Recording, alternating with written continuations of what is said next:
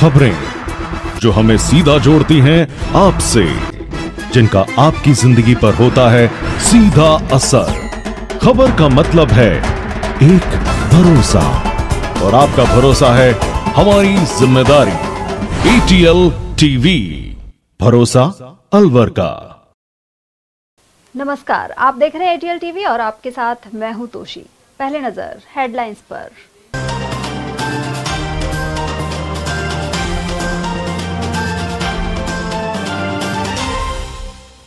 Highway से सटी अवैध प्लॉटिंग को बुलडोजरों से किया ध्वस्त, UIT ने दिवाकरी के पास की कार्रवाई। हेलीकॉप्टर के जरिए एक्सप्रेसवे के गंभीर घायलों को एयरलिफ्ट करने की मिलेगी सुविधा। पिनान सर्विस स्टेशन में बनाया हेलीपैड। ससुराल वालों ने रास्ते में रोक युवक को जबरन पिलाया जहर। वहीं रामगढ़ क्षेत्र में पत्नी को लेने गए दामाद को किया घायल। और मालाखेड़ा बाजार कांजी हाउस में ठूस कर रखा गौवंश दुर्दशा का हुआ शिकार। क्षमता से अधिक गायों और नंदी की है मौजूदगी। और अब हेडलाइंस को देखते हैं विस्तार से। अलवर UIT ने गुरुवार दोपहर को दिल्ली नेशनल हाईवे से सटी लगभग 50 बीघा कृषि भूमि पर अवैध प्लॉटिंग को ध्वस्त कर दिया। यह जमीन हिंगराज कंपनी के नाम से रजिस्टर्ड है, जिसे स्थानीय लोग सहारा वाली जमीन के नाम से भी जानते हैं। अधिकारियों के अनुसार यहां UIT से अनुमति लिए बिना प्लॉट काट दिए गए थे। इसके अलावा चौड़ी कच्ची सड़कें बनाकर 3 बड़े एंट्री गेट भी तैयार किए गए थे। सूचना पर गुरुवार को UIT की टीम 5 बुलडोजर, महिला पुलिस और करीब 10 जवानों के साथ दिवाकरी के पास हाईवे किनारे पहुंची। इस दौरान भू माफिया मौके से फरार हो गए। वहीं कार्रवाई के दौरान सभी प्लॉटों की कच्ची सड़कें खुदवा दी गई। तीनों एंट्री गेट तोड़ दिए गए और रास्तों में गड्ढे कर उन्हें बंद कर दिया गया है। UIT के ERO मानवेंद्र जायसवाल ने बताया कि यह जमीन कृषि श्रेणी की है और इसका किसी भी प्रकार का कन्वर्जन नहीं कराया गया था। आज यहाँ पे कृषि भूमि पर बिना संपरिवर्तन आज्ञा के जो प्लॉटिंग हो रखी है, इसका आवासीय प्रयोजन के लिए जो प्लॉटिंग का कार्य चल रहा है, इसको हम UIT की टीम की तरफ से नष्ट करने आए हैं। कौन सी कितने बीघा जमीन है? ये राजस्व ग्राम तो दिवाकरी है और लगभग 48 बीघा करीबन जमीन है दिवाकरी राजस्व ग्राम में। किन लोगों के द्वारा यहाँ अतिक्रमण किया जा रहा है? वो लोग यहाँ पर मिले नहीं अभी कोई, लेकिन इसका अतिक्रमण नहीं कहेंगे, इसको हम वो कह सकते हैं कृषि भूमि का बिना अनुमति गैर कृषि कार्यों में उपयोग किया जा रहा है। ये उसका दिन भी ठीक है, अभी भी ये है या पहले थी? नहीं, ये निजी के है जमीन। ये कोई कंपनी है हिंगलाज इंडिया लिमिटेड करके, जो मैं जमाबंदी देख पा रहा हूँ उसके अनुसार कुछ जमीन वहां पर है, कुछ यहाँ पर प्राइवेट खातेदारों की भी जमीन है। दिल्ली मुंबई एक्सप्रेसवे पर हादसों की खबर आए दिन सामने आती है। ऐसे में अब लोगों की सुरक्षा को ध्यान में रखते हुए अलवर जिले के पिनान कस्बे में रेस्ट एरिया में हेलीकॉप्टर सेवा का शुभारंभ किया गया है। 125 किलोमीटर पायदान पर यह सेवा बुक योर हेलीकॉप्टर कंपनी द्वारा शुरू की गई है। कंपनी प्रवक्ता मनीष कुमार ने जानकारी दी कि हेलीकॉप्टर सेवा का प्राथमिक उद्देश्य सड़क दुर्घटनाओं में घायल व्यक्तियों को तुरंत अस्पताल तक एयरलिफ्ट करना है। दिल्ली मुंबई एक्सप्रेसवे देश के सबसे व्यस्त मार्गों में से एक है, जहां प्रतिदिन हजारों वाहन गुजरते हैं। दुर्घटनाओं की स्थिति में एम्बुलेंस को घटनास्थल तक पहुंचने में समय लग जाता है, जिससे घायल व्यक्ति की जान को खतरा हो सकता है। ऐसे में यह हेलीकॉप्टर सेवा कई जानें बचाने में मददगार साबित होगी। इस सेवा को शुरू करने में NHAI, NHLML और पाथ इंडिया का सहयोग मिला है। इन संस्थाओं ने हेलीपैड निर्माण, रूट प्लानिंग और इंफ्रास्ट्रक्चर विकास में अहम भूमिका निभाई। वहीं अलवर सांसद एवं केंद्रीय कैबिनेट मंत्री भूपेंद्र यादव का विशेष सहयोग रहा। साथ ही उनके सहयोगी आयुष सहारण ने भी संबंधित विभागों के समन्वय में महत्वपूर्ण कार्य किया। कंपनी ने बताया कि जल्द ही इस हेलीकॉप्टर सेवा का द्वितीय चरण शुरू किया जाएगा। इसमें प्रमुख तीर्थ स्थल, अरावली पर्वतमाला, ऐतिहासिक एवं प्राकृतिक धरोहरें और लोकप्रिय दर्शनीय स्थल के लिए जॉय राइड और एरियल टूर शुरू किए जाएंगे। वहीं रेस्ट एरिया में निर्मित हेलीपैड में एक साथ 8 हेलीकॉप्टर पार्क किए जा सकते हैं। नौगावा थाना क्षेत्र निवासी एक युवक को सीकरी थाना इलाके में जहर पिलाकर मारने की कोशिश के आरोप सामने आए हैं। गंभीर हालत में युवक को अलवर जिला अस्पताल में भर्ती कराया गया है। पीड़ित की मां जमसीदा ने बताया कि करीब 7 साल पहले उनके बेटे सिराजू की शादी सीकरी क्षेत्र के तेलिकाबास में हुई थी। आरोप है कि शादी के बाद से ही पुत्रवधू कई बार घर छोड़कर मायके चली जाती थी। करीब 7 बार पंचायत के माध्यम से उसे वापस घर लाया गया। वहीं वह पिछले 1 साल से मायके में ही रह रही थी। परिजनों के अनुसार करीब 10 दिन पहले इस महिला ने सिराजू और उसके परिवार के खिलाफ दहेज का केस भी दर्ज करा दिया था। इसी मामले में युवक बुधवार को थाने में पेश होने घर से गया था, लेकिन थाने पहुंचने से पहले करीब 12 बजे उसके ससुर और 2 सालों ने रास्ते में रोक लिया और जबरन अपने साथ ले गए। आरोप है कि तीनों ने सिराजू को जहर पिला दिया, उसका मोबाइल और बाइक छीन ली और गंभीर हालत में सीकरी अस्पताल में छोड़कर चले गए। इसके बाद आरोपियों ने ही परिजनों को फोन कर घटना की सूचना दी। हालत गंभीर होने पर उसे अलवर रेफर किया गया है। पुलिस ने आरोपी ससुर ईशाक को हिरासत में ले लिया है। जानकारी के अनुसार सिराजू के 2 बेटे हैं और वह फर्नीचर का काम करता है। सिराजू कहाँ के रहने वाले हो आप? पाटा के। कहाँ पड़ता है ये? रामगढ़ तहसील में। मुझे बताइए क्या हुआ था आपके साथ?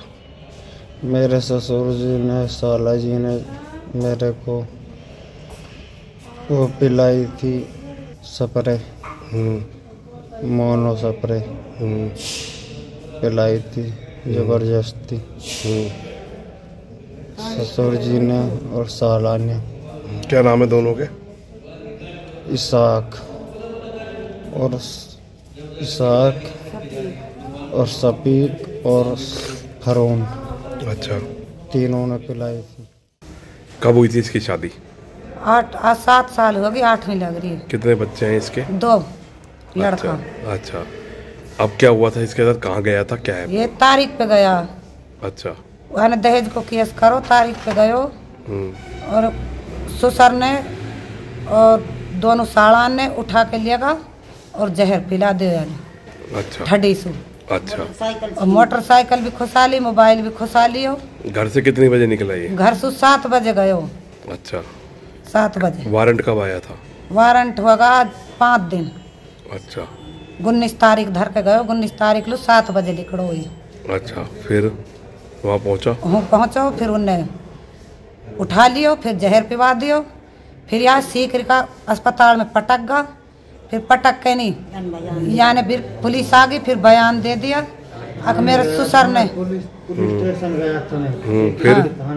फिर थाना में जाके नहीं, फिर यहाँ 10 आदमी उजवाया ले जान लो। ठाड़ सु मेरे साड़ू गयो, उस पे सु ठंडा ज्वारी खुसा के फिर थाना में ले गया। यार इसके ससुर का क्या नाम है? इसाक। और दोनों सालों का क्या नाम है? सपीक फरून। और इसकी पत्नी का क्या नाम है? तबस्सुम। अच्छा, बच्चे कितने इसके? 2 लड़का। तो किस तरह का रवैया था इसकी पत्नी का? 7 बार भग्गी, फिर भी हमने रख रखी। 7 बार भग्गी और बाप दुबका देवे, फिर कह दे इधर तो आई नहीं है। अच्छा, आई नहीं है। और फिर हमारे पे पंचायत लेके फिर आ जाओ, फिर ले आवे ढूंढ के, फिर कर जावे। 2 बार भगे, 2 बार भगे दिन में, 7 बार भग्गी। अच्छा, फिर भी हमने रख रखी। अब एक बार तो लेन को चलोगे, फिर गाड़ी लेके गयो, भगा दियो हेटो। और वहीं रामगढ़ थाना अंतर्गत छज्जू काबास में अपनी पत्नी को लेने पहुंचे युवक पर ससुराल पक्ष के लोगों ने जानलेवा हमला कर दिया। जानकारी के अनुसार प्रकाश अपनी पत्नी कमलजीत को साथ ले जाने आया था। आरोप है कि पीहर पक्ष के लोगों ने उस पर अचानक लाठी, डंडों और सरिये से हमला बोल दिया। इस हमले में युवक गंभीर रूप से घायल हो गया। घायल को परिजनों ने अस्पताल पहुंचाया। प्रकाश के पिता कर्नैल सिंह ने घटना की जानकारी दी। जानकारी के अनुसार प्रकाश की कोर्ट मैरिज 6 महीने पहले हुई थी। जैसे कि हम पहले इस लड़की ने कोर्ट मैरिज लड़के से कर रखा, उसके बाद फिर 5 महीने रही हमारे लड़के के पास, 6 महीने या 5 महीने। तो फिर ये मम्मी पापा उसके लेके आए, राजीनामा जबरदस्ती लेके आए, राजीनामा कैसे लेके आए कुल मिला। फिर उसने फिर बाद में लेके आए, पर ये लेने आ गया।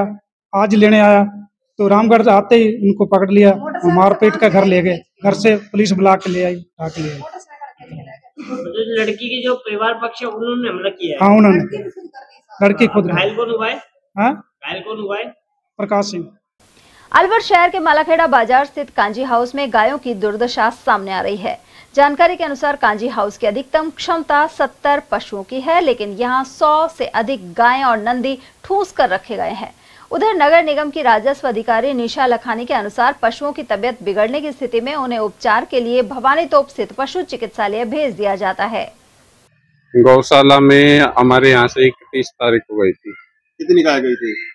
वो गई थी करीब 18 नग। तो अब कितना नग है यहाँ? अब इस टाइम पे 100 नग है। तो सांड और गाय दोनों एक साथ ही है? हाँ, गाय, सांड और बछड़ा। यहाँ पे लगभग बड़े उनकी 70 नग की कैपेसिटी थी। दो बच्चे इसमें जो अधमरी हालत में है, उसको लेके क्या कदम उठाए? 3 दिनों से यहाँ देखे जा रहे हैं।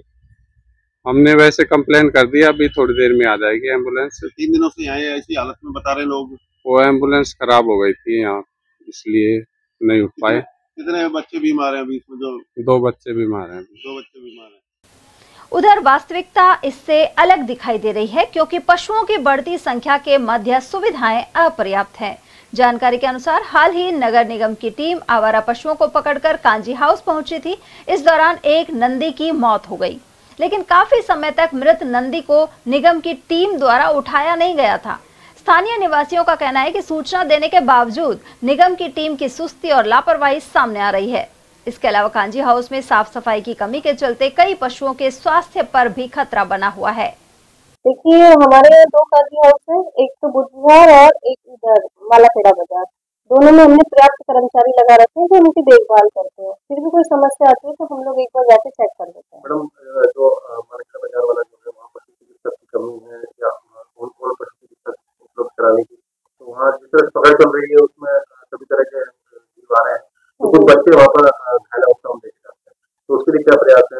इसके लिए हम जो पशुपालन विभाग है उनको भी लेटर लिखेंगे, क्योंकि पहले तो वहाँ उनको रेफर करके वहाँ भेजना पड़ता है भवानी चौक में।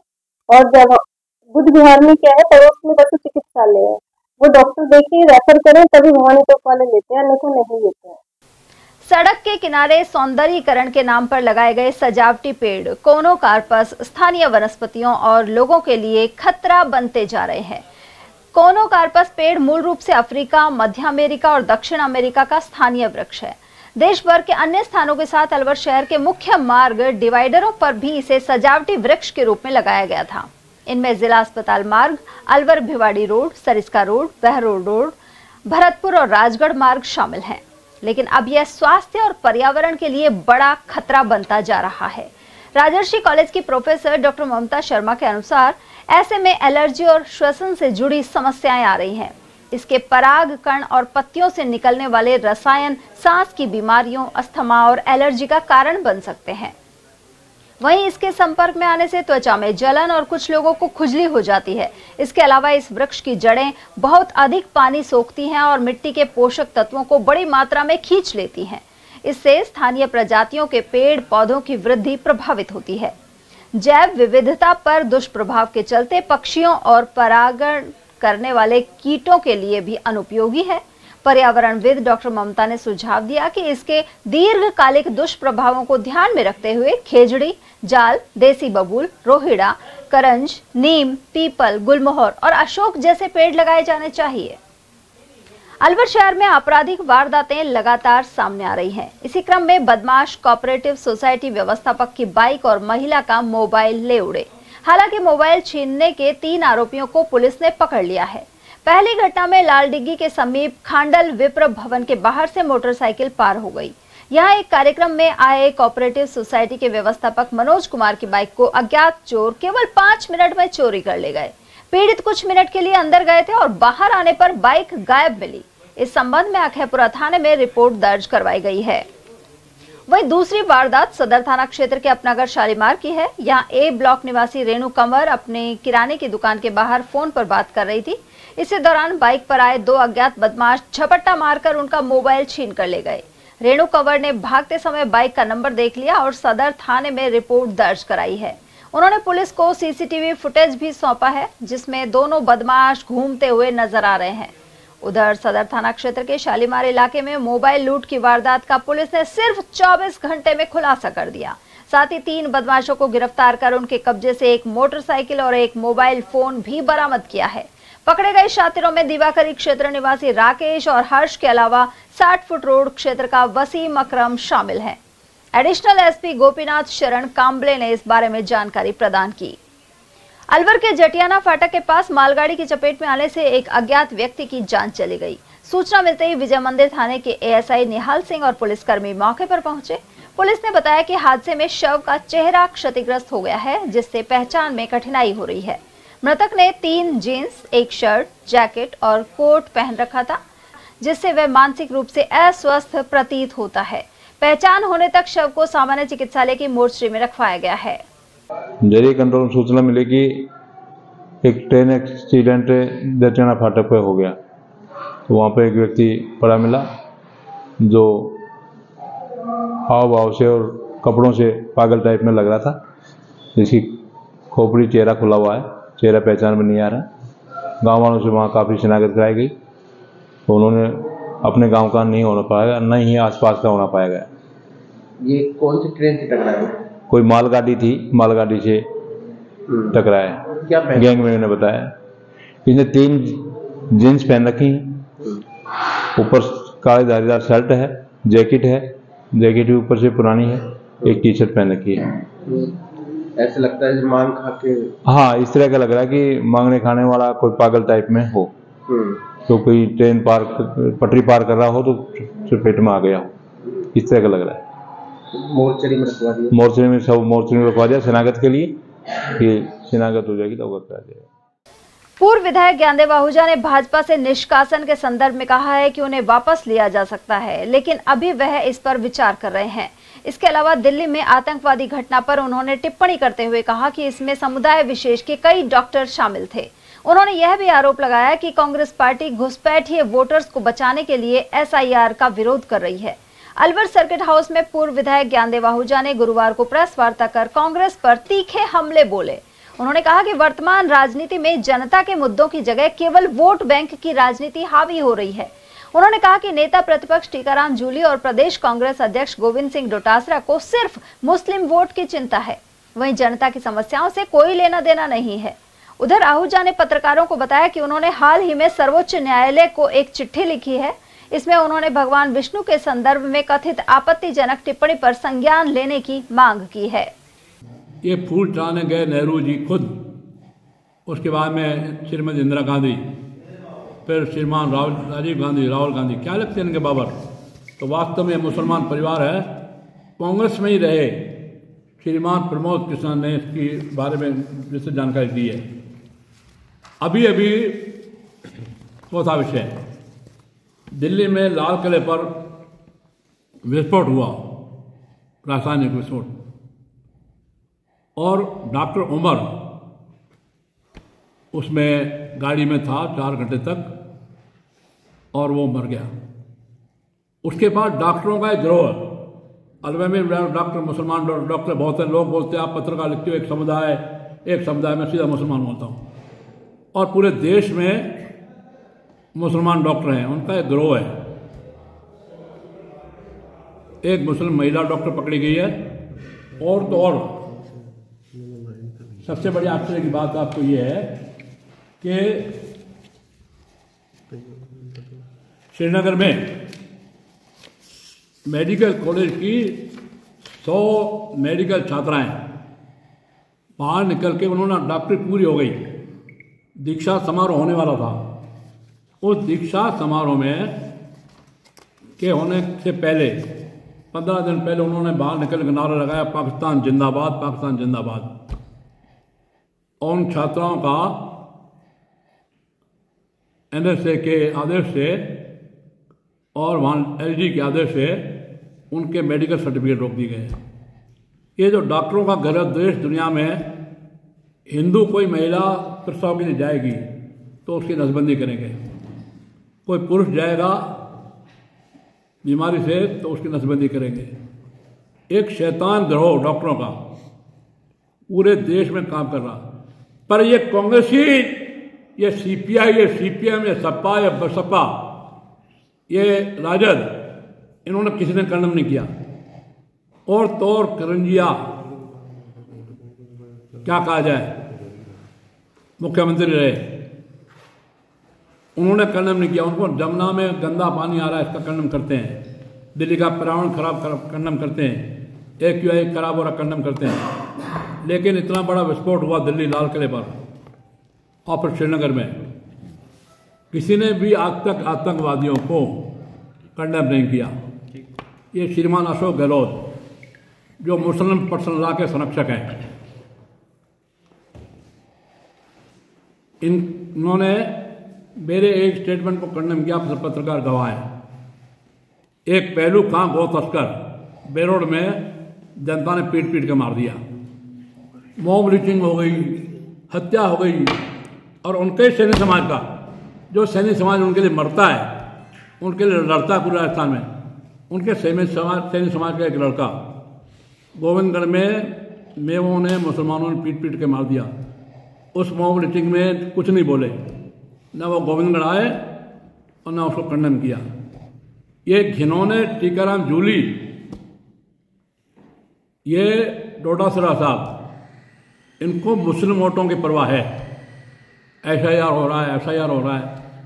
बांग्लादेशी मुसलमान, रोहिंग्या मुसलमान रहे यहाँ पर। दिल्ली के मुख्यमंत्री ने आप पार्टी के जो संयोजक बनता है, उसने बताया बिहार में, बंगाल में, यूपी में अब चुनाव आयोग ने कार्रवाई की, एफआईआर की पूरे 12 प्रांतों में चल रही, राजस्थान में भी चल रही है। बिहार में नीतीश कुमार ने सीएम के तौर पर गुरुवार को 10वीं बार शपथ ली। इसमें प्रधानमंत्री नरेंद्र मोदी भी शामिल हुए, साथ ही देश भर से प्रमुख भाजपाई पहुंचे।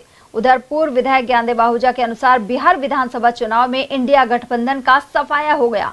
उन्होंने कहा कि सनातन हिंदू धर्म के खिलाफ बोलने पर यही परिणाम सामने आएगा। उन्होंने राहुल गांधी को रावण, अखिलेश यादव को कुंभकर्ण और तेजस्वी यादव को मेघनाद की संज्ञा दी। साथ ही अन्य विपक्षियों को रावण सेना का सदस्य बताया।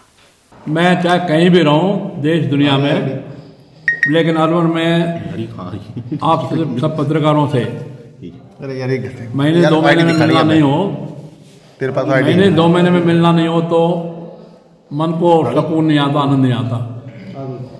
आज जिस विषय पर मैं बोलने वाला हूँ वह सनातन धर्म, सनातन धर्म, हिंदू धर्म।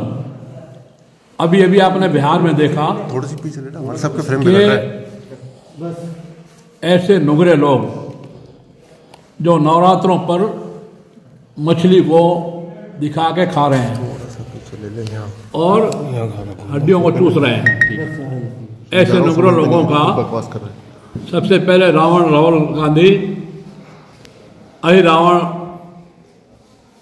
अखिलेश यादव और मेघनाथ तेजस्वी यादव और उसके साथ कई सारे कुंभकर्ण और पूरी रावण सेना, उनका कैसा अंत हुआ। अब अंत हुआ तो उनकी तरफ से अनंत हुआ। वो दोष दे रहे हैं चुनाव आयोग को, वो दोष दे रहे हैं एफआईआर को, और वोट चोर गद्दी छोड़, जिसको मैं शॉर्ट कर रहा हूँ। अभी भी आपने देखा लगभग 300 पूर्व न्यायाधीश जजों ने और सरकारी IPS IAS अधिकारियों ने, 252 गिनती आई है लेकिन लगभग 300 है, उन्होंने कंडेम किया है कि लोकतांत्रिक संस्थाओं को बदनाम न करें श्रीमान राहुल गांधी, श्रीमान तेजस्वी यादव, अखिलेश यादव वगैरह वगैरह। उन्होंने इस पर आपत्ति की है। आप सब पत्रकार समझदार हैं। सबसे पहले मैं ले रहा हूँ पूरे देश के सर्वोच्च न्यायालय के CJI श्री BR गवई साहब, उनके बाद कोई न्याय के लिए गया। खजुराहो में भगवान विष्णु की मूर्ति टूटी, उसकी मूर्ति की अनुमति लगाने की न तो प्रांत सरकार दे सकती है न केंद्र सरकार दे सकती है। उसकी अनुमति सिर्फ पुरातत्व विभाग दे सकता है और पुरातत्व विभाग की सुनवाई सिर्फ सुप्रीम कोर्ट में होती है। तो किसी आपके हमारे तरह भगवान विष्णु के भक्त ने लगाई कि भगवान मूर्ति टूट गई विष्णु भगवान की, आप कृपा करके आदेश फरमाएं। 1.5 साल से खजुराहो में मूर्ति को वापस पुरातत्व विभाग नहीं लगा रहा है। तो उन्होंने मजाक उड़ाते हुए भगवान विष्णु का,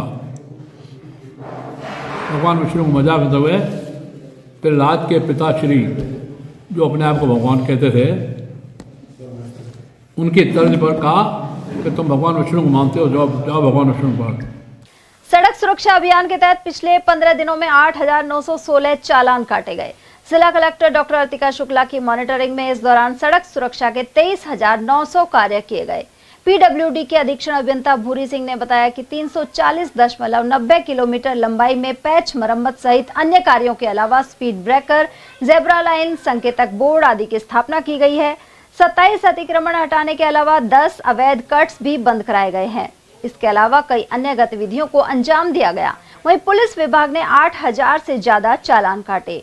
इसके अलावा 13,359 लोगों को सड़क सुरक्षा के प्रति जागरूक किया। इसी प्रकार परिवहन एवं सड़क सुरक्षा विभाग द्वारा 1600 से ज्यादा चालान काटने और 1633 वाहनों पर रिफ्लेक्टर टेप लगाने आदि कार्य किए गए। नगर निगम द्वारा शहर के मुख्य बाजारों में 14 स्थानों पर अतिक्रमण हटाने सहित अन्य कार्रवाइयां की गई। इसी तरह श्रम विभाग द्वारा 192 ट्रांसपोर्ट कंपनियों से प्राप्त शिकायतों के निस्तारण सहित अन्य गतिविधियों को अंजाम दिया गया।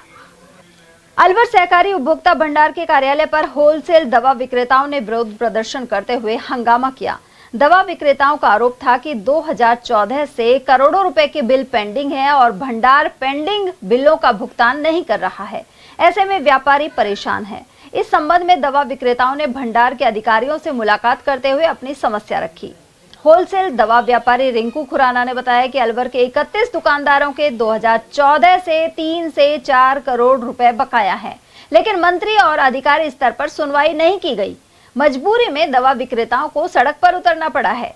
सब हम अलवर के थोक दवा व्यापारी हैं और आज भंडार में आए हैं। 2014 से हम लोगों के पेमेंट बाकी है। यदि हम सभी करीबन 31 दुकानदारों के पेमेंट बाकी हैं और यदि सबको टोटल करा जाए तो करीबन 3 से 3.5 करोड़ रुपए का अमाउंट जो है वो बाकी है, जो 2014 से लंबित चल रहा है।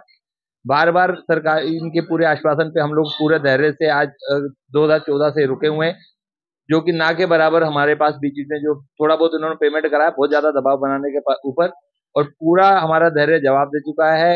हमारे पास रोड पे आने की स्थिति हो रही है और हमारा भाई यही आज हम निवेदन लेके आए हैं कि भाई आप हमारा पेमेंट करवाओ, जिससे कि हम अपने घर परिवार को चला सकें। अब किससे मिले हैं आप?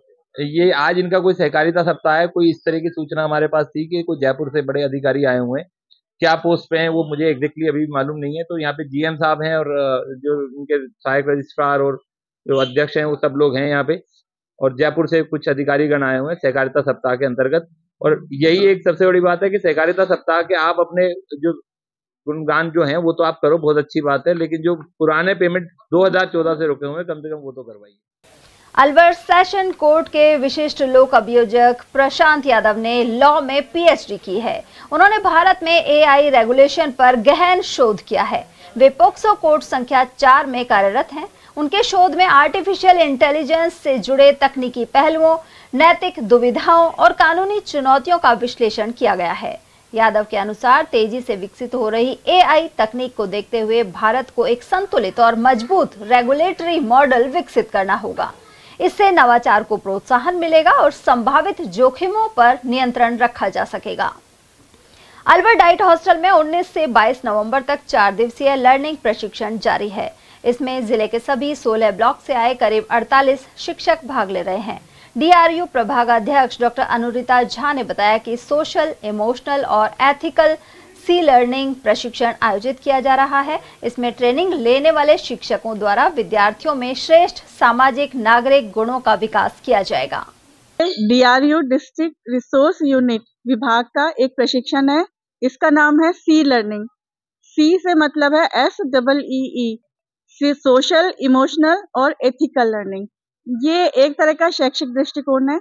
इसमें विद्यार्थियों के लिए हम ये मान के चलते हैं कि वो एक सामाजिक नागरिक भी बने, उनमें सिंपैथी भी हो और एम्पैथी भी हो, यानी कि वो एक करुणामय संसार में इस तरह का एक व्यक्तित्व बने और एक इस तरह के समाज का सदस्य बने कि जिसके साथ साथ वो इमोशनल भी हो, समाज के लिए सामाजिक उनका विकास भी हो और उसके साथ एक करुणामय एक व्यवहार उनका हो।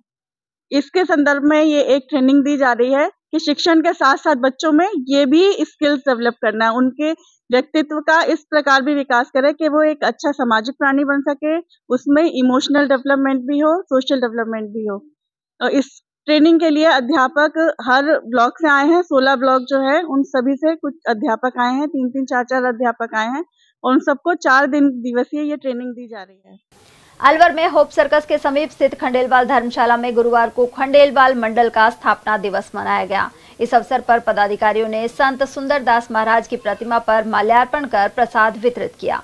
पूर्व अध्यक्ष दिनेश खंडेलवाल के अनुसार अलवर में सन 1982 में खंडेलवाल मंडल की स्थापना की गई। यह संगठन सामाजिक और धार्मिक कार्यक्रमों में बढ़ चढ़कर हिस्सा ले रहा है। खंडेलवाल धर्मशाला अलवर में आज खंडेलवाल मंडल का स्थापना दिवस बड़ी ही धूमधाम से मनाया गया, जिसके अंदर संत सुंदरदास जी महाराज को पानी से स्नान करवाकर माल्यार्पण कर प्रसाद का भोग लगाकर और प्रसाद वितरित कर इस प्रोग्राम को सभी सदस्यों ने बड़े ही हर्षोल्लास के साथ मनाया गया। 1982 के अंदर इस खंडेलवाल मंडल की सर्वप्रथम अलवर समाज में सर्वप्रथम स्थापना हुई थी, जो आज बड़ा ही खुशी का दिन है खंडेलवाल मंडल के लिए, जो आज हमारे को 43-44 साल इस प्रोग्राम को हो गए और खंडेलवाल मंडल तरह तरह के सामाजिक कार्य और जितने भी धार्मिक कार्यों से बढ़ चढ़कर भाग लेता है। हमारे अध्यक्ष श्री नारायण जी बाजरगान, पूर्व अध्यक्ष श्री अजय जी झालानी और सभी सदस्य इस प्रोग्राम में मौजूद है। सचिव दिलीप खंडेलवाल सभी ने बढ़ चढ़कर इस प्रोग्राम में अपनी भागीदारी दिखाई। जिला विधिक सेवा प्राधिकरण द्वारा नौगांवा स्थित सहगल फाउंडेशन ने रेडियो कनेक्ट कानून की बात कार्यक्रम के तहत विधिक जागरूकता सत्र आयोजित किया। इस सत्र में पैनल एडवोकेट राहुल गोयल और विधि के प्रशिक्षु विद्यार्थियों ने श्रोताओं को उनके मौलिक अधिकारों और कानूनी प्रावधानों के बारे में बताया। वहीं मातृ स्वास्थ्य, घरेलू हिंसा, जबरन श्रम और मानसिक स्वास्थ्य पर विस्तार से चर्चा की गई।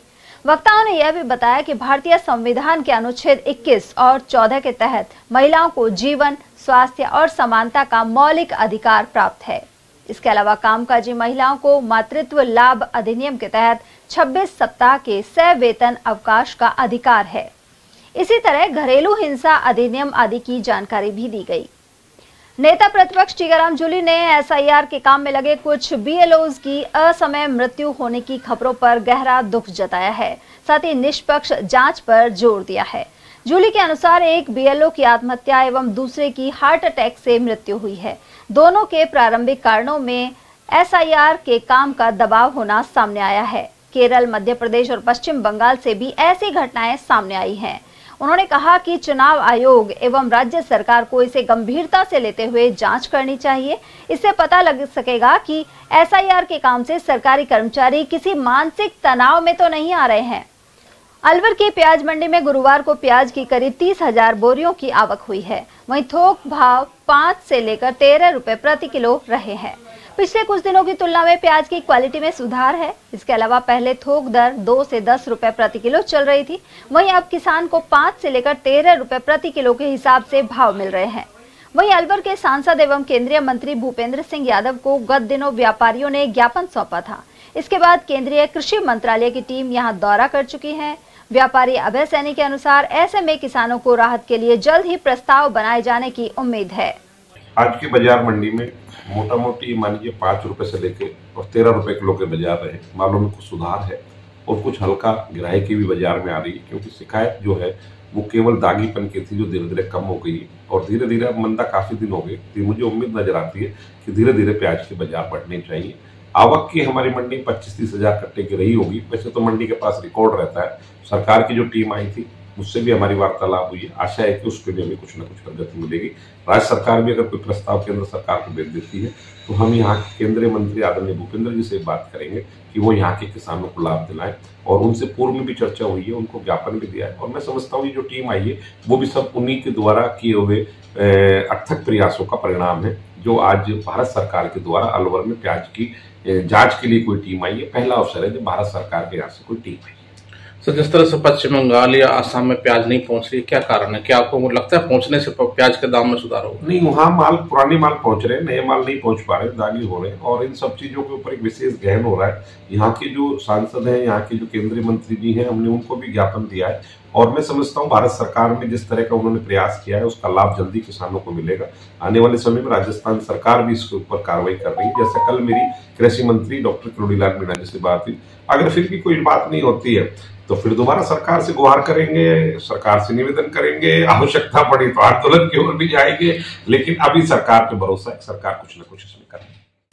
और वहीं केडरगंज व्यापारिक संचालन समिति के अध्यक्ष सत्य विजय गुप्ता के अनुसार मंडी में सीमित मात्रा में कपास और बाजरे की आवक हो रही है। कपास का भाव 6200 से लेकर 7000 प्रति क्विंटल बना हुआ है, लेकिन कपास की क्वालिटी इस बार हल्की है। इसके अलावा बाजरा भी 2 तरह की क्वालिटी का आ रहा है। इसमें से हल्की क्वालिटी का बाजरा हरियाणा और पंजाब में मुर्गी के दाने के तौर पर काम में लिया जा रहा है, जबकि बढ़िया क्वालिटी का बाजरा गुजरात जा रहा है। कपास की करीब 500 से 600 पल्ली पर डे आ रही है। कपास नीचे में 52-53 बिक रही है, ऊपर में 7000 का भाव है। और बाजरा करीब 1000-1200 कट्टे 1500 कट्टे डेली आ रहा है, जो नीचे में 1980 से लेके ऊपर में 2700 2750 तक बाजरा बिक रहा है। बढ़िया बाजरा, मीडियम बाजरा की क्वालिटी की बाजरे की डिमांड अच्छी चल रही है। सर, ये बाजरा कहाँ पे जा रहा है? अभी बाजरा जो बढ़िया और है वो तो जा रहा है गुजरात जा रहा है, और मीडियम क्वालिटी पश्चिमी राजस्थान जा रहा है। जो कैटल फीड का बाजरा है वो पंजाब हरियाणा जा रहा है। तो सिर्फ मछलियों के या मुर्गी कहाँ का काम आता है? ये मुर्गियों में फीड में काम आता है, मछलियों में नहीं आता। अच्छा, मुर्गियों में काम नहीं। और इसका मुर्गी फीड बनता है, और हो सकता है मछली फीड बनता हो, लेकिन फीड में जाता है। सर, कपास की वो काफी कम हो गई, 508 के आसपास पहले ज्यादा थी। क्या कारण है इसके भाव नहीं बढ़ पा रहे? कपास क्या होता है जी, कपास शुरू के तौर पे सबसे ज्यादा आती है, जो अब हमारे आती है सितंबर अक्टूबर में है। उसके बाद धीरे धीरे कपास, हर साल का प्रोग्राम ये होता है कि कम पड़ती रहती है।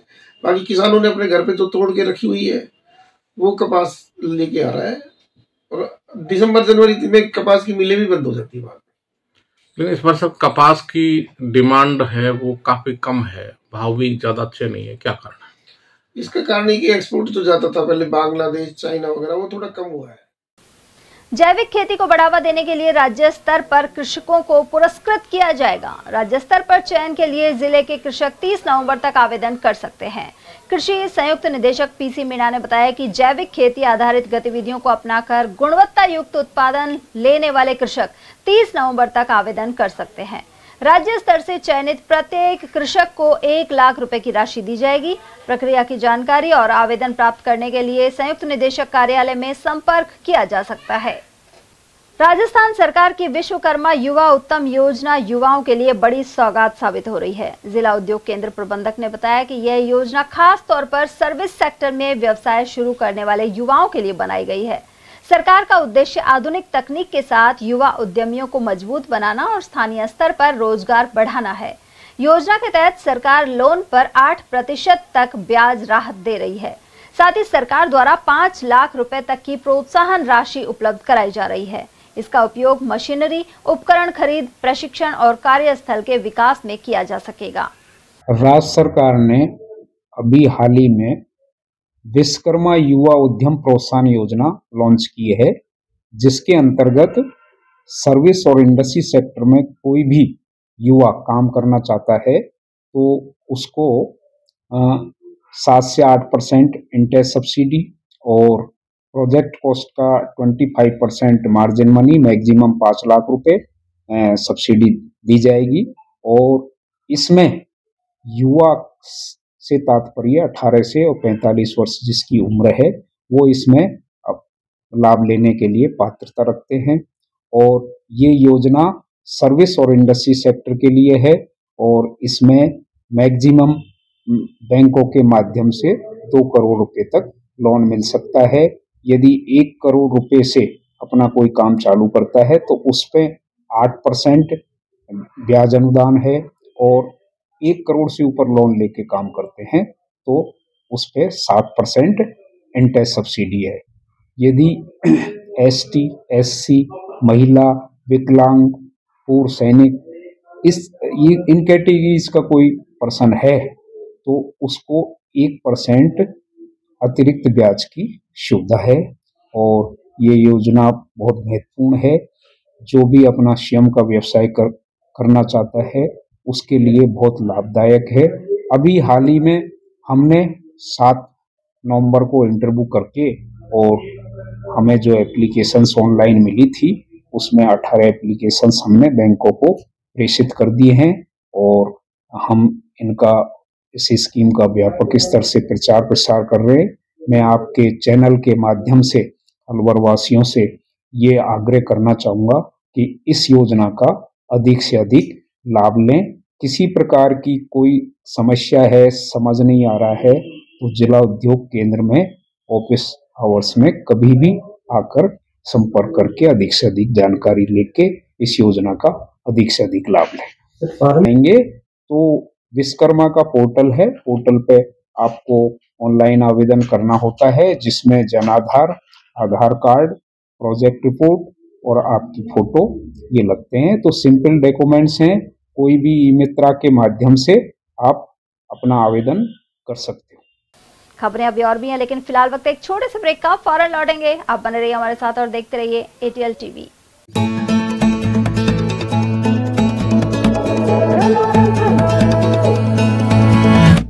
मिट्टी की खुशबू पास बुलावे, कूदे उछले हम जोश जगावे, खेले आ मिलके जश्न मनावे, आजा खुशियों से हाथ मिलावे, दिन को आशाओं से सजावे, घर की चौखट से बाहर जावे, जूते पहने और दौड़ लगावे, सूरज में हीरे बन जावे।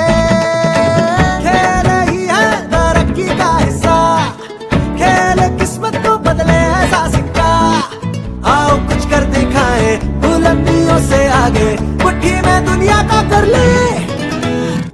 खेलो रे खेलो रे सपने सजाओ रे, खेलो रे देश को बढ़ाओ रे, खेलो रे सपने सजाओ रे, लकीरें तोड़े आगे हम निकले। खेलो रे सपने सजाओ रे, खेलो रे देश को बढ़ाओ रे, खेलो रे सपने सजाओ रे, लकीरें तोड़े आगे हम निकले।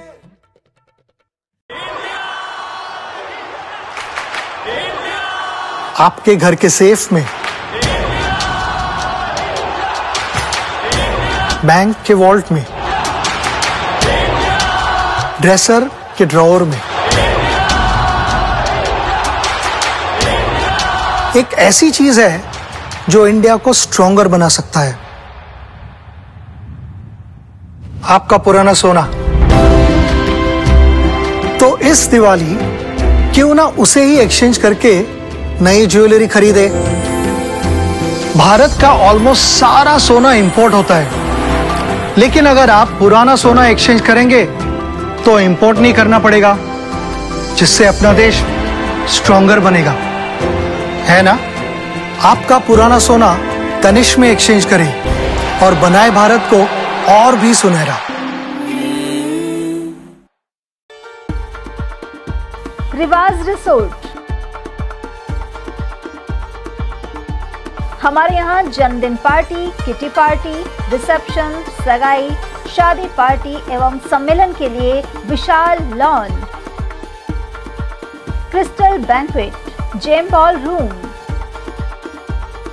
25 कमरे एवं शानदार पार्किंग व्यवस्था है। इसके अलावा हमारे यहाँ कोरल रेस्टोरेंट है, जहां आप पैन एशियाई भोजन का आनंद ले सकते हैं।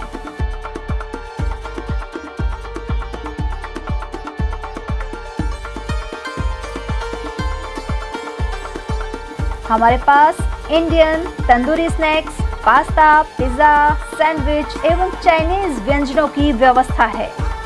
हमारा पता है Riwaz resort, Company Bagh road, Alwar. Contact number 9549806667।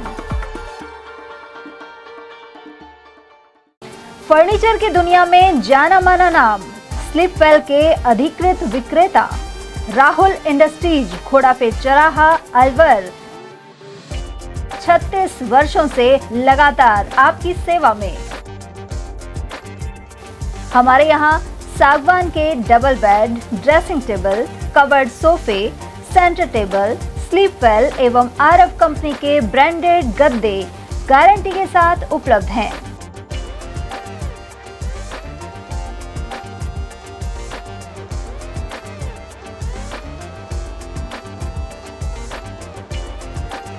हमारे यहाँ सागवान फर्नीचर, कवर्ड सोफे ऑर्डर से भी बनाए जाते हैं। एक बार शोरूम पर पधारकर सेवा का मौका अवश्य दें। हमारी अन्य जगह कोई ब्रांच नहीं है। हमारा पता राहुल इंडस्ट्रीज, घोड़ाफेर चराहा, Rajput hostel, Alwar. Mobile number 9461136318 and 9413536318। कामयाबी उन्हीं को मिलती है जो हर दिन मेहनत को अपनी आदत बना लेते हैं। सपनों को उड़ान देने वाला, ताजगी और स्वाद से जुड़ी सेहत का वादा। क्योंकि मेरा काम सिर्फ खाने को स्वादिष्ट बनाना नहीं, बल्कि पूरे घर को मजबूत बनाना है। इसलिए मेरा भरोसा है चांसलर सोयाबीन रिफाइंड ऑयल, जो रखे कोलेस्ट्रॉल को संतुलित और बनाए आपकी हड्डियों को और भी मजबूत।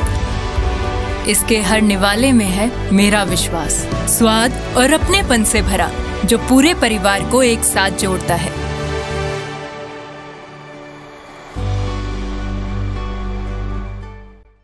अलवर का अपना जाना पहचाना नाम स्ट्रॉन्गर स्पोर्ट्स फेयर, शहर का एकमात्र स्पोर्ट्स फेयर और गुड्स शोरूम, जहां इस वर्ष मिल रहा है ब्रांडेड ट्रैक सूट्स पर धमाकेदार ऑफर। Shiv Naresh, select, bold, stronger और जस्ट जैसे ब्रांड्स पर मिल रहा है भारी डिस्काउंट। और हाँ, हर ट्रैक सूट के साथ एक जैकेट बिल्कुल फ्री। साथ ही Nivia, Cosco, Spartan, Yonex, Alpha, SS, SG और अन्य स्पोर्ट्स गुड्स पर भी जारी है विशेष छूट। सिर्फ 18, 19 और 20 तारीख को ट्रैक सूट्स पर पूरे 40% का डिस्काउंट। तो देर किस बात की, आइए और दीजिए हमें एक बार सेवा का मौका। स्ट्रॉन्गर स्पोर्ट्स फेयर, अलवर का ट्रस्टेड स्पोर्ट्स शोरूम। हमारा पता है stronger sports fair, Gopal talkies, bus stand के पास, अलवर। Mobile number Ashok Kumar 9460374217, Ajay Kumar 9414890908। हीरे, सोने, चांदी के जेवरातों के विक्रेता Durga Prasad Sunil Dutt jewellers, Bajaja Bazar, Alwar.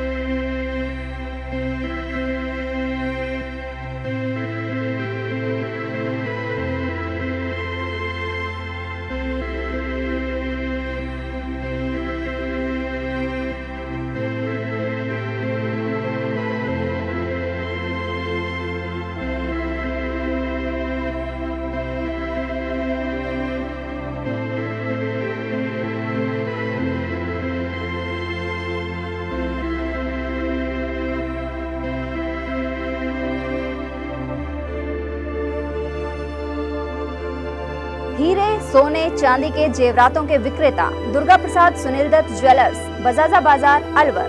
Phone number 0144233863 and 2338663। Furniture का 32 साल पुराना जाना माना नाम राहुल डेकोर। यहाँ आपकी लाडली बिटिया के लिए अथवा अपने घर के लिए सभी प्रकार का सागवान का फर्नीचर उपलब्ध है।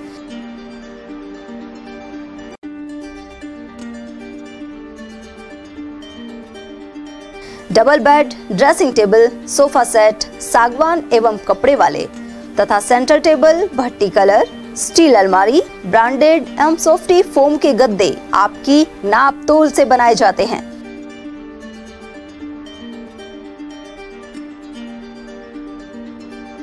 सभी सामान एक ही छत के नीचे उपलब्ध। हमारा पता है अलवर बोर्ड, जसवंत तिराहे से पहले, Kati Ghati, Alwar. Contact number 9414019769 and 9414019768।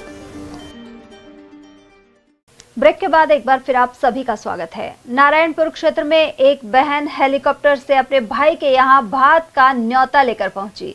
Helicopter को देखने के लिए लोगों की भीड़ जमा हो गई। नारायणपुर के समीप बैराला की ढाणी निवासी गणपत राम ने बताया कि उनके भांजे की शादी है और इस मौके को यादगार बनाने के लिए परिजनों ने यह फैसला लिया। परिवार के अनुसार शादी समारोह के लिए करीब 9 लाख रुपए में हेलीकॉप्टर बुक किया गया है। इसके जरिए दूल्हे को शादी में लेकर जाने के अलावा दुल्हन को हेलीकॉप्टर से विदा कराकर लाने का काम भी होगा। वर के पिता पावटा स्कूल में प्रिंसिपल हैं। मौके पर मौजूद ग्रामीणों ने इस अंदाज को अनोखा बताया। पाला गांव में उप स्वास्थ्य केंद्र का भवन जर्जर हाल में है। यदि इसे ढहाया नहीं गया तो दुर्घटना भी हो सकती है। गौरतलब है कि पास में ही आयुष्मान आरोग्य मंदिर की नई इमारत बन चुकी है। अब इसी में चिकित्सा स्टाफ बैठता है और रोगियों का उपचार होता है, लेकिन पंचायत प्रशासन और चिकित्सा विभाग की उदासीनता के चलते पुराने भवन से खतरा बना हुआ है। मालाखड़ा उपखंड क्षेत्र के यह ग्राम पंचायत पाला है और आप मेरे पीछे देख रहे हैं, यह उप स्वास्थ्य केंद्र का भवन है जो जर्जर और क्षतिग्रस्त है। इसको विभाग की ओर से इसे कंडम घोषित किया हुआ है और यह बारिश के दिनों में भी पूरी तरीके से क्षतिग्रस्त हो गया था। यह गिराऊ भी भवन है, लेकिन इसे हटाया नहीं गया है। कभी भी कोई दुर्घटना घटित हो सकती है, जिसके लिए कौन जिम्मेदार होगा। मैं उद्देश सिंह, ATL न्यूज, ग्राम पंचायत पाला मुख्यालय से। अलवर नगर निगम द्वारा आवारा श्वानों की धरपकड़ की जा रही है। गौरतलब है कि पिछले दिनों सुप्रीम कोर्ट ने भी इस तरह के निर्देश दिए थे। अलवर परिक्षेत्र में पिछले अरसे में श्वानों द्वारा काटने की कई घटनाएं सामने आ चुकी हैं। उधर आयुक्त सोहन सिंह नेरुका ने बताया कि किसी भी पालतू जानवर को खुला नहीं छोड़ने के लिए सूचित किया गया है। इसके अलावा आवारा श्वानों को पकड़ने के लिए टीम गठित की गई है। देवस्थान विभाग की ओर से सताना गांव स्थित बिहारी जी महाराज मंदिर में अब किसी भी प्रकार का सहयोग नहीं दिया जा रहा है। पुजारी विजेंद्र शर्मा ने बताया कि उनके पिता को बिहारी जी महाराज के मंदिर में पूजा अर्चना और सेवा के लिए कुछ राशि दी जाती थी, लेकिन उनके निधन के बाद इसे रोक दिया गया। पिछले दिनों बारिश के दौरान इस प्राचीन मंदिर की इमारत कुछ जगह से क्षतिग्रस्त हो गई थी। इसकी सूचना क्षेत्र के अधिकारियों को देने के बावजूद कोई कार्रवाई नहीं की गई है। मोहब्बतपुर 33 kV ग्रिड सबस्टेशन पर आक्रोशित किसानों ने गेट पर ताला जड़कर विरोध प्रदर्शन किया। साथ ही किसी भी कर्मचारी को अंदर प्रवेश नहीं करने दिया। किसानों का कहना है कि देर रात 3 बजे से सुबह 6 बजे तक और 9 से 12 बजे तक बिजली दी जा रही है, लेकिन सर्दी के दिनों में यह समय उपयुक्त नहीं है।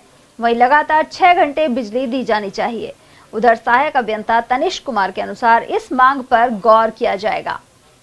जिला निर्वाचन अधिकारी के आदेश के बाद अलवर ग्रामीण विधानसभा क्षेत्र में शिक्षक अपनी BLO की भूमिका में जुटे हुए हैं, लेकिन राजस्व विभाग के बहुत से पटवारी वॉलंटियर बनाकर सहयोग नहीं कर रहे, जबकि अध्यापकों को इन दिनों अर्धवार्षिक परीक्षा से जुड़ा कार्य भी संपादित करना पड़ रहा है। ऐसे में शिक्षकों के साथ दूसरे विभाग के कर्मचारियों को भी सहयोग करने के निर्देश हैं। इसके लिए समस्त जिला निर्वाचन अधिकारियों को पत्र भी लिखा गया है, लेकिन महुआ खुर्द क्षेत्र में पटवारी का सहयोग नजर नहीं आ रहा है। इस क्षेत्र के BLO सुरेश चंद्र के अनुसार वितरित किए गए लगभग 60% फॉर्म वापस प्राप्त हो गए हैं। उधर मुस्लिम बाहुल्य क्षेत्र में वितरित फॉर्म जमा करवाने के लिए मस्जिद से ऐलान भी किया गया है। गौरतलब है कि 4 दिसंबर से पहले EPF फॉर्म जमा करवाए जाने हैं। मैं सुरेश कुमार, अध्यापक राहु मावी महुआ खुर्द से हूँ, ब्यूरो भाग संख्या 158 से। मैंने लगभग EF प्रगणक जो पत्र है लगभग 100% के करीब उनका वितरण कर दिया गया है और 60% के करीब फॉर्म वापस भी आ गए हैं। 40%, 50% के करीब ऑनलाइन भी हो गए हैं। लेकिन इसके बावजूद मैं जो मस्जिदों में जा करके ऐलान भी कर रहा हूँ कि जल्दी से जल्दी फॉर्म अपने जमा कराएं, जिससे इनको ऑनलाइन किया जा सके और लोगों का सहयोग मिल रहा है, लोग जागरूक भी हो रहे हैं और जितना जल्दी हो सके हम ये निर्वाचन विभाग के कार्यक्रम को सफल बनाने की कोशिश कर रहे हैं। माननीय जिला कलेक्टर श्रीमती अर्तिका शुक्ला के नेतृत्व में निर्देशन में हम कार्य कर रहे हैं और जितना भी हमसे ज़्यादा से ज़्यादा बन पा रहा है गांव वालों के पास पहुंच रहे हैं। गांव वाले भी हमें सहयोग कर रहे हैं।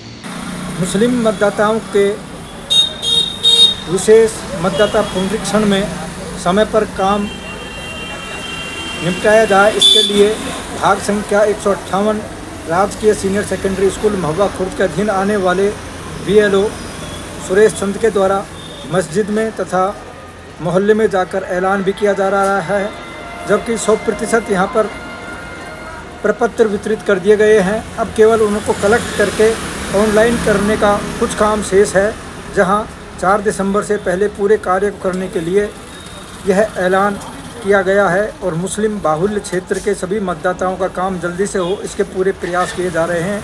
अलवर जिला निर्वाचन अधिकारी के निर्देश पर कार्य कर रहे हैं। मैं उद्देश सिंह, ATL न्यूज। उमरैन ग्राम पंचायत में गुरुवार को किसानों को परंपरागत कृषि विकास योजना अंतर्गत जैविक खेती का प्रशिक्षण दिया गया।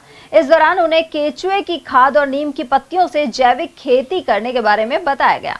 अधिकारियों ने बताया कि इसके जरिए पर्यावरण संरक्षण होता है और लागत भी कम आती है। इसके अलावा रासायनिक खाद से बचा जा सकता है। कृषि पर्यवेक्षक सुनीता ने इस बारे में जानकारी प्रदान की।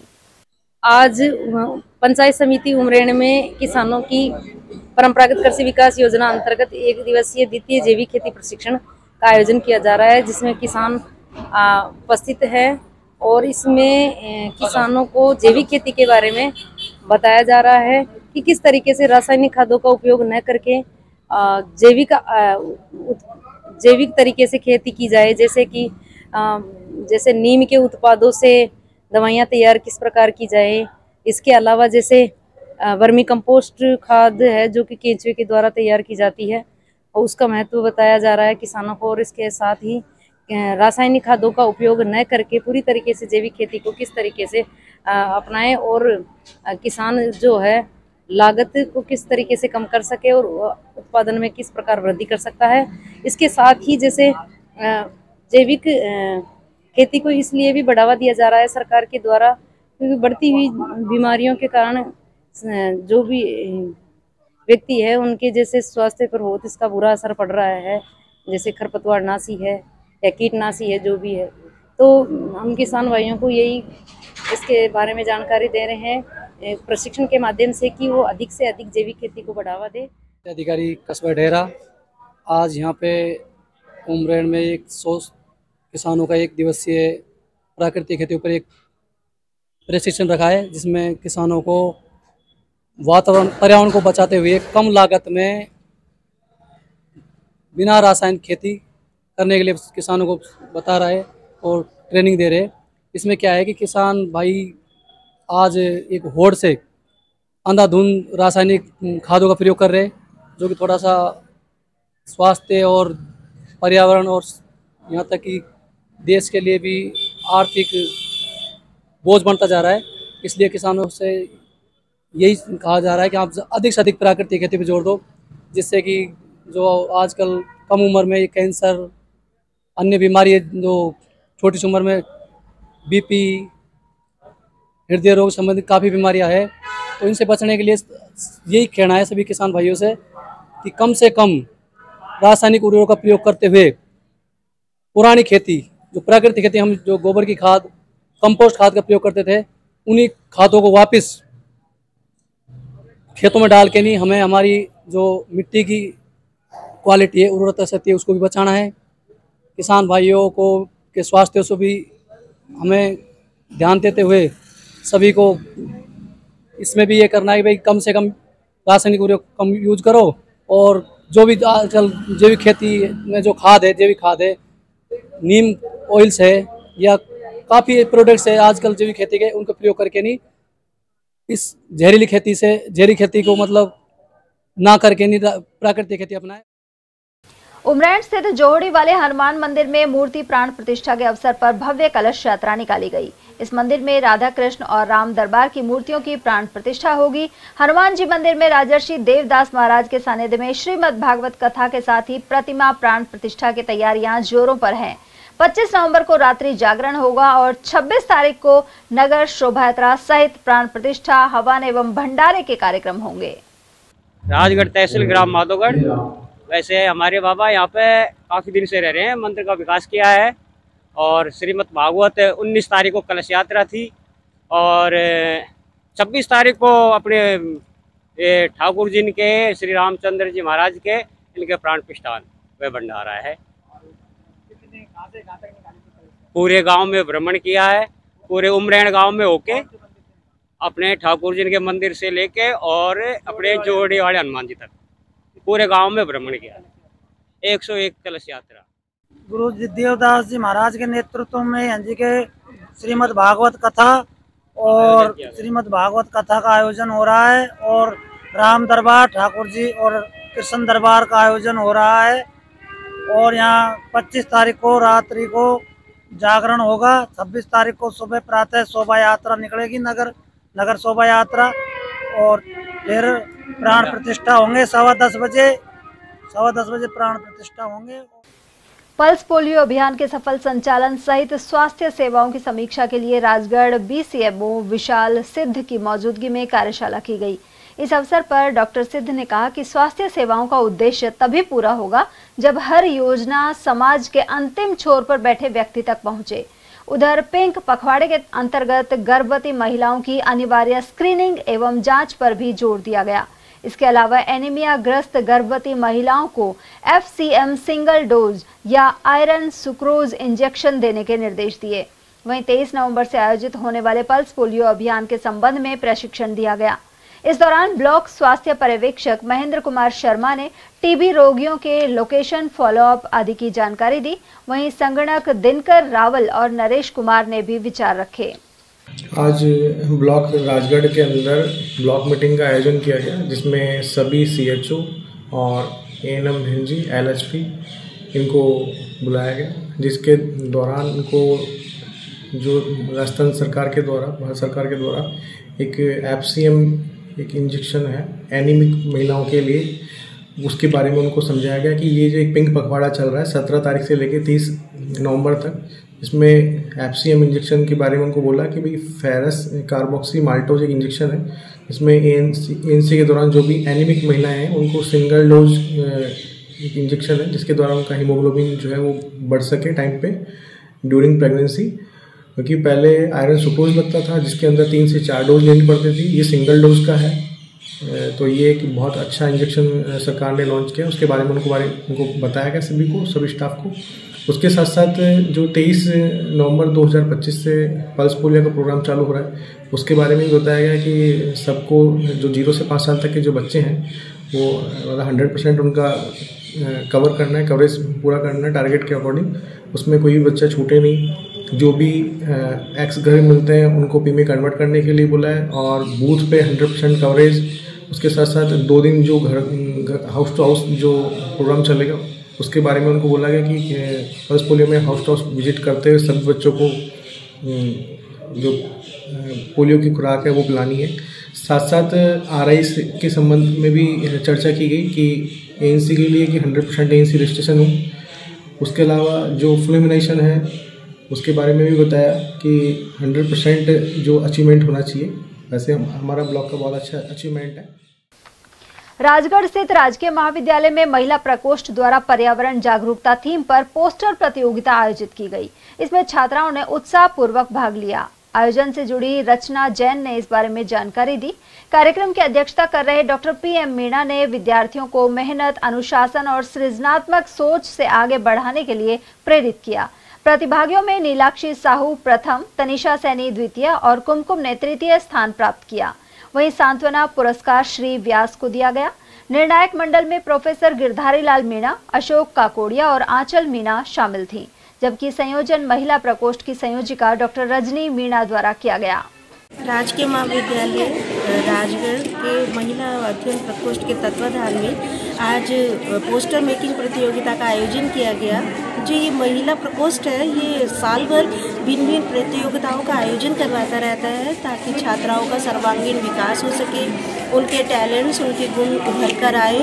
हमारी छात्राओं ने आज भी बड़े उत्साह के साथ इस प्रतियोगिता में भाग लिया। भिन्न भिन्न रंगों के साथ भिन्न भिन्न प्राकृतिक थीम पर उन्होंने अपने जो गुण है उसको प्रकट किया, अपनी प्रतिभा को प्रकट किया। और हमारे महाविद्यालय के छात्राओं ने जो भाग लिया उनमें जो प्रथम स्थान प्राप्त किया वो प्रथम स्थान पर नीलाक्षी साहू, द्वितीय स्थान पर तनिषा सैनी और तृतीय स्थान पर कुमकुम हरिजन, और जो प्रोत्साहन पुरस्कार मिला वो श्री व्यास छात्रा को मिला है। तो वैसे तो जजमेंट करना बहुत मुश्किल था क्योंकि प्रतिभाओं की हमारे यहाँ कोई कमी नहीं है, भरमार है। हमारी छात्राएं बहुत उत्साह से भाग लेती हैं। अशोका फाउंडेशन ने सैंथली रामगढ़ स्थित श्री देवनारायण गुर्जर मंदिर में नेत्र रोग जांच और उपचार शिविर आयोजित किया। पंचवटी फाउंडेशन के सहयोग से लगे कैंप में 117 मरीजों की जांच कर 40 का चयन मोतियाबिंद ऑपरेशन के लिए किया गया। अशोका फाउंडेशन अध्यक्ष डॉक्टर सोनिया धीरज जैन ने बताया कि यह 114वां निःशुल्क शिविर लगाया गया है। कार्यक्रम के मुख्य अतिथि पंचवटी फाउंडेशन के मैनेजिंग ट्रस्टी अतुल जैन रहे। गौरतलब है कि फाउंडेशन द्वारा अब तक 113 शिविरों में 5600 से अधिक मरीजों का मोतियाबिंद ऑपरेशन करवाया गया है। आज अलवर जिले के रामगढ़ तहसील में सैंथली गांव में पहली बार एक ये मोतियाबिंद ऑपरेशन का एक निःशुल्क शिविर लगा है। Ashoka foundation, Shankar eye hospital Jaipur और पंचवटी फाउंडेशन के तीनों के संयुक्त तत्वावधान में इसको आयोजित किया गया। यहाँ संख्या लोगों का जो उत्साह था कैंप के प्रति, आवश्यकता अनुसार 100 से ऊपर करीब यहाँ रोगी आए, जिनमें से लगभग 40 लोगों का एक सिलेक्शन हुआ ऑपरेशन के लिए। आज ही उनको जयपुर ले जाया जाएगा बस द्वारा। सारी व्यवस्था पूरी तरीके से निःशुल्क है। वहाँ उनके रहने की, उनके इलाज की, उनके ऑपरेशन की, उनके भोजन इत्यादि की सभी व्यवस्थाएं जो हैं। बड़ौदा में क्षेत्र के भयाड़ी रोड सत्संग भवन के पास गुरुवार को एक घुमाव पर बाइक अनियंत्रित होकर दीवार से जा टकराई। इसके चलते एक युवक की दर्दनाक मौत हो गई और दूसरा गंभीर रूप से घायल हो गया। जानकारी के अनुसार 16 वर्षीय अभिषेक और 27 साल का रवि कुमार चिकानी स्थित भट्टे में काम करके अपने गांव लौट रहे थे। रास्ते में बाइक दीवार से टकरा गई। सीएचसी में चिकित्सकों ने डीग जिले के रवि कुमार को मृत घोषित कर दिया, जबकि दूसरे युवक का उपचार किया गया है। मैं साइबर के बारे में इलाके में गश्त कर रहा था, उस चीज से लोगों को अवगत करा रहा था। इसी दौरान जरिए टेलीफोन मुझे सूचना मिली कि भयाड़ी रोड पर एक्सीडेंट हो गया है। मैं रवाना होकर के भयाड़ी रोड पर पहुंचा, जहां पर 2 लड़के मोटरसाइकिल से घायल अवस्था में एक दीवार से टकरा गए, जिनको घायलों को राहगीरों ने एम्बुलेंस की मदद से सीएचसी बड़ौदा में पहुंचा दिया। 2 लड़के, मैं वहां से मौके से रवाना होकर के सीएचसी बड़ौदा में पहुंचा, जहां पर घायल रवि पुत्र मोहन जाति जाटव, उम्र 27 साल, निवासी गारोली, थाना जनुथर, जिला डीग, व दूसरा व्यक्ति अभिषेक पुत्र राजेंद्र जाटव, उम्र 16 वर्ष, निवासी भवनपुरा, थाना रुदावर, जिला भरतपुर, सीएचसी बड़ौदा में थे, जिनमें उपचार के दौरान ड्यूटी डॉक्टर ने रवि कुमार पुत्र मोहनलाल जाटव को मृत घोषित कर दिया। जिन मृतक रवि कुमार जाटव का मेरे द्वारा अर्ध पंचायत की कार्रवाई की। खैरतल में जगह जगह बंदरों का आतंक बना हुआ है। ये बंदर राहगीरों को काट लेते हैं। कई जगह तो बंदर छतों पर पानी की टंकी के ढक्कन को इधर उधर फेंक देते हैं। इसके अलावा रेलवे स्टेशन और पिक्चर हॉल रोड पर बंदर लोगों के हाथों में से सामान छीन कर ले जाते हैं। वहीं नगर परिषद प्रशासन इन्हें पकड़वाने को लेकर उदासीन बना हुआ है। जिले में बढ़ते अपराधों पर रोक लगाने और पुलिस व्यवस्था को आर्थिक सुदृढ़ करने के लिए एसपी सुधीर चौधरी ने गुरुवार को क्राइम मीटिंग ली। इस दौरान एडिशनल एसपी शरण कांबले, सभी डीएसपी और थाना प्रभारियों की मौजूदगी रही। बैठक में एसपी ने कहा कि अपराध नियंत्रण पुलिस की सर्वोच्च प्राथमिकता है और किसी भी स्तर पर लापरवाही बर्दाश्त नहीं की जाएगी। उधर एडिशनल एसपी कांबले ने बताया कि सभी थाना प्रभारियों को अपने क्षेत्रों में सक्रिय अपराधियों की निगरानी, गुंडा तत्वों पर सख्त कार्रवाई और आम जन की सुरक्षा सुनिश्चित करने के लिए निर्देश दिए गए हैं। इसके अलावा महिला सुरक्षा, साइबर क्राइम नियंत्रण और सड़क सुरक्षा से जुड़े मुद्दों पर भी चर्चा की गई। पोक्सो कोर्ट संख्या 3 की विशिष्ट न्यायाधीश हिमांकनी गौड़ ने 24 साल की विवादित महिला से रेप के मामले में दोषी को उम्र कैद की सजा दी है। दोषी 55 वर्षीय संतोष पश्चिम बंगाल का मूल निवासी है और विशेष जनों के लिए संचालित संस्था में गार्ड था। उसने इसी संस्था के पार्क में हैवानियत को अंजाम दिया था। विशिष्ट लोक अभियोजक सुनील कुमार शर्मा ने बताया कि इसे लेकर संस्था के संचालक ने विजय मंदिर थाने में रिपोर्ट दर्ज करवाई थी। इसके बाद एसएचओ शिवदयाल ने अनुसंधान कर आरोप पत्र पेश किया था। न्यायालय द्वारा दोष सिद्ध मानते हुए यह सजा सुनाई गई है। साथ ही 50,000 का जुर्माना किया है। न्यायालय ने टिप्पणी की कि अभियुक्त संस्थान में गार्ड यानी रक्षक के पद पर कार्यरत था। इसके बावजूद उसने विमंदित के साथ बलात्कार कर दर्शाया कि रक्षक ही भक्षक बन गया था। उधर पीड़िता को 2 लाख रुपए प्रतिकर के रूप में दिलवाए जाने की भी अनुशंसा की गई है। इसमें न्यायालय विशिष्ट न्यायाधीश श्रीमती हिमांकनी गौड़ जी के द्वारा दिनांक 19/11/2025 को एक सजा सुनाई गई, जिसमें दिनांक 2/6/2024 को पुलिस थाना विजय मंदिर में एक संस्था जो कि असहाय महिलाएं और मंदबुद्धि महिलाओं आदि की देखरेख करती है, उनके द्वारा एक रिपोर्ट दर्ज कराई गई कि उस संस्था में कार्यरत गार्ड संतोष संतोष उर्फ सुरेश मुंडा पुत्र लक्ष्मीनारायण, पश्चिम बंगाल निवासी, गत 5-6 वर्षों से यहाँ पर रह रहा था। पहले वो सफदरजंग हॉस्पिटल से उसका पैर कुचल रहा था, संस्था में उसको सही होने के लिए यहाँ आया था। सही होने के बाद क्योंकि वो असहाय था, इस कारण से संस्था में उसको गार्ड के रूप में रख लिया, जो कि वो वहाँ देख रेख करता था। दिनांक 1 FIR विजय मंदिर थाने में इस आशय की गई कि दिनांक 1/6/2024 को संस्था के गार्ड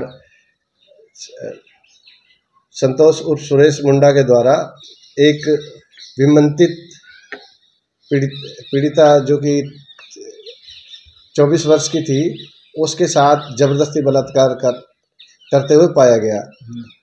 जब पीड़िता की आवाज़ सुनी तो संस्था में कार्यरत व्यक्ति ने उसकी आवाज़ सुनकर उसकी फ़ोटो खींची, उसके बलात्कार करते हुए मुलजिम की, और साथ में उनको छुड़ाया। फिर संस्था प्रधान को सारी सूचना दी कि ऐसे ऐसे ही इस संतोष गार्ड के द्वारा पीड़िता के साथ बलात्कार किया जा रहा था। उस पर विजय मंदिर थाने के द्वारा न्यायालय के समक्ष चालान पेश किया गया और न्यायालय में कुल 17 गवाह हुए और जिसमें 43 एग्जिबिट हुए। न्यायालय ने अपने निर्णय में इस बात को भी इंगित किया कि जब संस्था में कार्यरत गार्ड के द्वारा भी एक रक्षक के रूप में जो संस्था में रहने वाले महिलाओं की रक्षा करता था और संस्था में विमंदित पीड़िता के साथ उसके द्वारा जबरदस्ती बलात्कार किया गया, जब रक्षक ही भक्षक बन जाए तो कौन बचाए। इसलिए न्यायालय के द्वारा मुलजिम संतोष उर्फ सुरेश मुंडा को आजीवन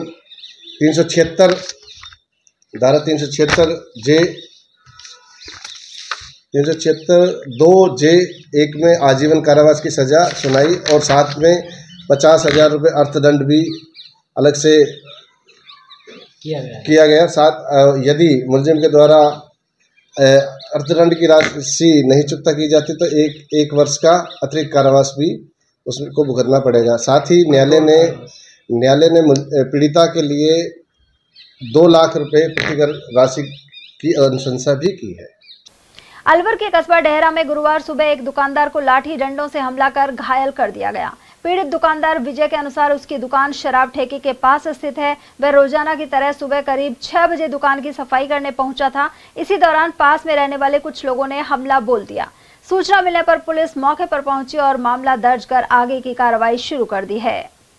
मैं विजय, मेरी दुकान शराब के ठेका के पास है। सुबह मैं मेरी दुकान की सफाई करने गया था। मदन, उसका पूरा परिवार, फिरबू, उसका पूरी परिवार, लेडीज, उन्होंने मेरे को डंडों और लाठियों से हमला किया। मैं भागकर दूसरी बगल वाली दुकान में घुसा तो वहाँ से उन्होंने खींचकर बहुत मारा। मेरे पसलियों में अंदरूनी चोट है, कान में चोट है और हाथ में चोट है। और चलते चलते एक नजर हेडलाइंस पर।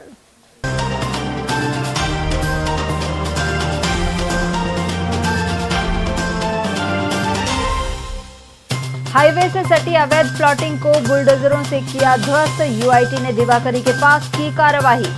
हेलीकॉप्टर के जरिए एक्सप्रेसवे के गंभीर घायलों को एयरलिफ्ट करने की मिलेगी सुविधा। पिनान सर्विस स्टेशन में बनाया हेलीपैड। ससुराल वालों ने रास्ते में रोक युवक को जबरन पिलाया जहर। वहीं रामगढ़ क्षेत्र में पत्नी को लेने गए दामाद को किया घायल। और मालाखेड़ा बाजार कांजी हाउस में ठूस कर रखा गौवंश दुर्दशा का हुआ शिकार। क्षमता से अधिक गायों और नंदी की है मौजूदगी। एटीएल न्यूज में आज के लिए इतना ही। ताजा जानकारियों के लिए बने रहिए हमारे साथ। नमस्कार।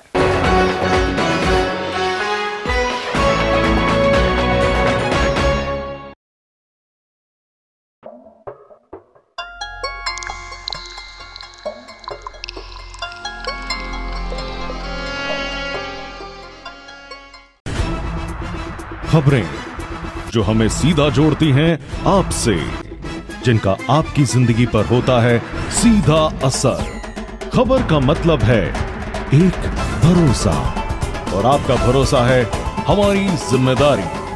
एटीएल टीवी, भरोसा अलवर का।